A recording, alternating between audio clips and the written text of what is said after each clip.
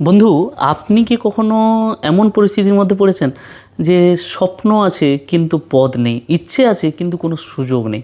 এমন কখনো পরিস্থিতির মধ্যে পড়েছেন? দেখুন, আজকের এই গল্পটা শুধু পান্ডিয়ার জীবনে নয়, আজকের এই গল্পটা না আপনার জীবনেরও হতে পারে।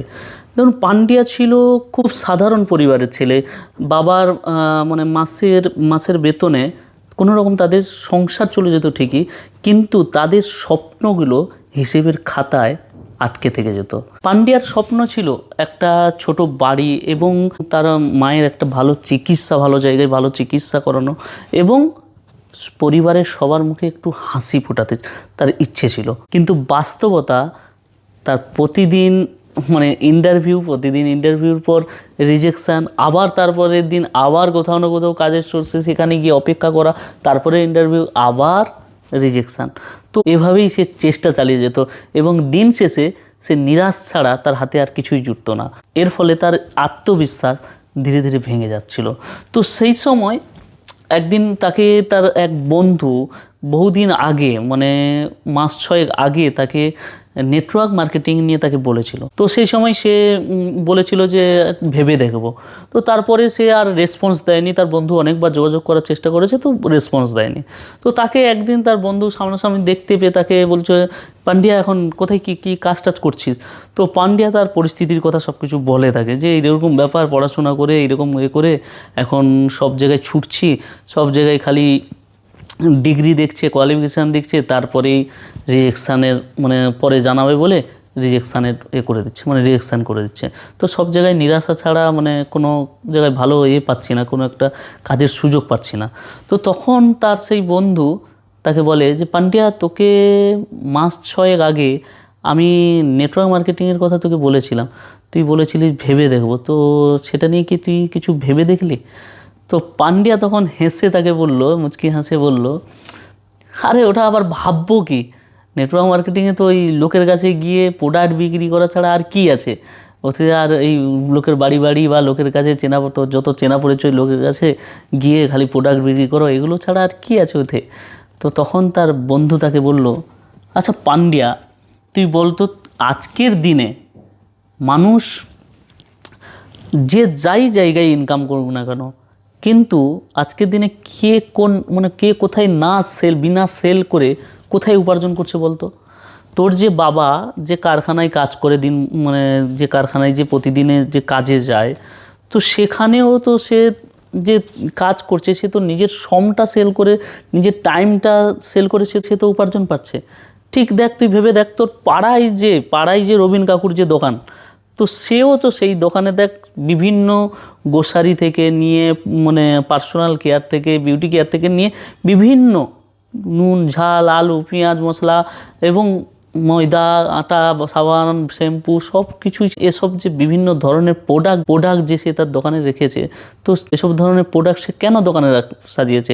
এগুলোই না সে বিক্রি করে সে উপার্জন করছে, তো এইগুলোই থেকেই তো রান্না সংসার চলছে। তো এবার ভেবে দেখ, তুই আজকের দিনে তুই এমন একটা কাজের কথা বল যে যেখানটায় মানুষ কোনো কিছু সেল না করে, কোনো কিছু বিক্রি না করে উপার্জন করছে, কোনো একটা জায়গা, কোনো একটা প্ল্যাটফর্মের কথা বল। তো তার বন্ধু সেলিম তাকে পান্ডিয়াকে এরকম বুঝিয়ে পান্ডিয়াকে বলে, দেখ, তুই বলছিস যে কথাটা, তোর কথাও ফেলে দেওয়ার কথা নয়, ঠিকই কথা বলছিস, কিন্তু বন্ধু দেখ, তুই যদি আমাকে বিশ্বাস করিস, আমাকে তুই ছোটোবেলা থেকে জানিস, তোকে আমি ছোটোবেলায় সেখানে ডাকতাম, যেখানে যাওয়ার জন্য তোকে বলতাম, তুই আমার উপরে বিশ্বাস করে গেছিস সাথে এবং আমার জন্য অনেক কাজও করেছিস। তো বন্ধু, তোকে আমি একটা কথা বলবো, তুই বর্তমানে যেহেতু কোনো কাজ করছিস না, কালকে যদি তোর কাছে 2 ঘন্টা সময় থাকে না বন্ধু, তুই আমার সঙ্গে একটা জায়গায় যাবি। দেখ, তুই আমার সঙ্গে 2 ঘন্টা গেলে সেই 2 ঘন্টাও তোর আমার সঙ্গে গেলেও সেই অপচয় হবে, নষ্ট হবে। আর তুই এমনি বাড়িতে থাকলে বা এই মার্কেটে এসে বসলেও তো সেই 2 ঘন্টা অপচয় হবে। তো তুই ভেবে নে, তুই 2 ঘন্টা আমার জন্য না হলে অপচয় করলি, তো সেই 2 ঘন্টাটা আমার সঙ্গে একটু কালকে যেতে পারবি একটু? তো পান্ডিয়াকে কোনোরকম রাজি করে তার পরের দিন পান্ডিয়াকে তাদের একটা সেমিনারে নিয়ে যায়। পান্ডিয়া সেখানে দেখে হলে বিভিন্ন প্রকারের মানুষ, 17 থেকে 18 থেকে বয়সী নিয়ে একদম বৃদ্ধা বয়স অবধি সমস্ত প্রকারের মানুষ সেখানে বসে আছে।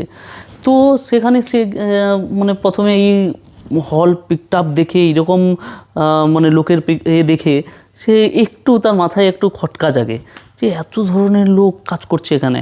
তো তারপরে হঠাৎ তার স্টেজের দিকে যখন স্টেজে যখন একজন স্পিকার উঠে সুইচ দিতে শুরু করে যে দেখো আপনারা আজকে এমন একটা ইন্ডাস্ট্রির সম্বন্ধে শুনতে এসছেন, যারা নতুন আছেন তারা কোথাও না কোথাও আপনারা কোনো না কোনো প্ল্যাটফর্মে আপনারা কাজের জন্য গেছেন এবং কোনো না কোনো জায়গায় আপনারা ইন্টারভিউ দিয়েছেন, কিন্তু আজকে আপনারা এমন একটা ইন্ডাস্ট্রির সম্বন্ধে জানতে এসছেন বা আপনাদের আমি এমন একটা ইন্ডাস্ট্রির সম্বন্ধে জানাবো যেটা হচ্ছে মানুষের কখনো সার্টিফিকেট দেখে মানুষের কখনো কাজ দেয় না।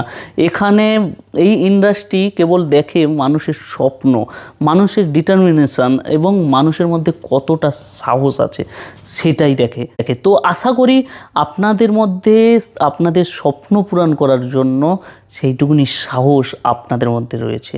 তো এই কথাগুলো শুনে পান্ডিয়ার ভিতরে একটা আগুন জ্বলে যায়। পান্ডিয়া সেখান থেকে ডিসিশান নেয় যে আমি একবার হলেও আমি এটাকে বিভিন্ন জায়গায় আমি ছুটেছি, বিভিন্ন জায়গায় ইন্টারভিউ দিয়েছি, বিভিন্ন জায়গা থেকে আমাকে কোনো না কোনো কারণে আমাকে রিজেকশান দিয়েছে। তো আমি একবার সেলিমের সঙ্গে একবার এই ইন্ডাস্ট্রিটায় একবার চেষ্টা করে দেখব। তো সেই সেমিনারে পান্ডিয়ার ডিসিশান নেওয়ার জন্য তার যে মনের মধ্যে যে আগুনটা ছিল সেটা যতটা তার মধ্যে পজিটিভ আগুন ছিল ততটা কিন্তু এই বিজনেসটা শুরুটা কিন্তু ততটা পজিটিভ ছিল না। পান্ডিয়া এই বিজনেসটা জয়েনিং করার পর যখন বন্ধুবান্ধবদের যখন বলতে যায় তখন তাদের বন্ধুবান্ধবের মধ্যে কেউ তাকে বোঝালো যে দেখ এইসব বিজনেস হয় না, আবার কেউ বলল দেখ এইসবের মধ্যে তুই সময় নষ্ট করিস না, আবার কেউ কেউ পান্ডিয়ার এইসব কাজকর্মকে নিয়ে এই কাজে যুক্ত হওয়া নিয়ে তাকে বঙ্গ বিদ্রোহ এবং তার উপরে হাসাহাসিও করলো। কিন্তু বন্ধু পান্ডিয়ার মধ্যে সবথেকে একটা মজার ব্যাপার হলো সে কিন্তু এই পরিস্থিতিতেও সে কিন্তু হাল ছাড়েনি।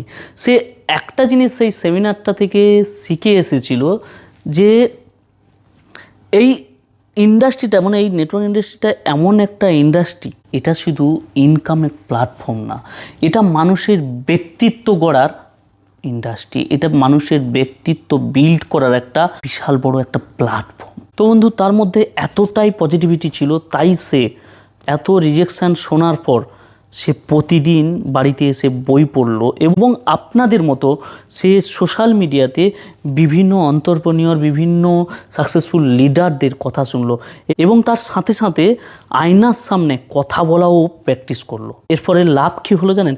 প্রথম মাসে একটু ছোট ইনকাম, তার পরের মাসে একটু বেশি ইনকাম, তার পরের মাসে নিজের খরচ নিজে চালাতে পারলো এবং আর একটু তারপরে তার পরের মাসে বাবার থেকেও একটু বেশি উপার্জন করতে শুরু করলো। কিন্তু হ্যাঁ, পান্ডিয়ার মধ্যে সবথেকে একটা বিশেষ গুণ ছিল, তার মধ্যে টাকার চেয়ে তার মধ্যে সবথেকে বড় গুণ হলো তার মধ্যে আত্মবিশ্বাস।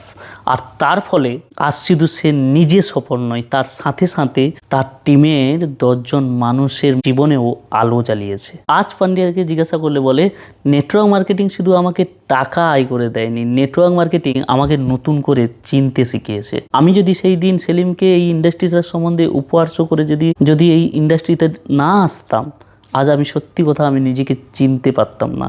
তাই আজ আমি এই ইন্ডাস্ট্রিতে এসে একটা জিনিস শিখেছি, জীবনে জিততে হলে যে বিষয় আমাদের জানা নেই সে বিষয়ে অন্যকে বঙ্গবিদ্রুপ না করে বরং সেই বিষয়টা আমাদেরকে শিখতে হবে। কারণ আমি যে বিষয়টাতে যে ইন্ডাস্ট্রিটার সম্বন্ধে একসময় জানতাম না সেটার সম্বন্ধে আমি আমার বন্ধুকে ভুলভাল নেগেটিভ কমেন্ট করতাম, কিন্তু আজকে সেই বন্ধুটার রিকোয়েস্টে আমি গিয়েছিলাম বলে আজকে আমি জীবনে জিত হাসিল করতে পেরেছি। বন্ধু এই গল্পটা কোনো ম্যাজিক নয়, এই গল্পটা কিন্তু ধারাবাহিক পরিশ্রমের গল্প, এটা নিজের উপর বিশ্বাস রাখার গল্প। হয়তো আজ আপনি শুরু করতে ভয় পাচ্ছেন, হয়তো মানুষ আপনাকে না করছে, কিন্তু মনে রাখবেন বড় সাফল্য শুরু হয় ছোট সাহস থেকে। তো এবার আপনারা আমাকে বলুন, এরপর কি আপনারা শুধু স্বপ্ন দেখবেন নাকি স্বপ্ন পূরণ করার জন্য কাজ শুরু করবেন? সবসময় মহান মানুষদের একটা কথা সবসময় মনে রাখবেন, সাফল্য আসে না আরামের জায়গা থেকে, এটা আসে নিজের সাহস,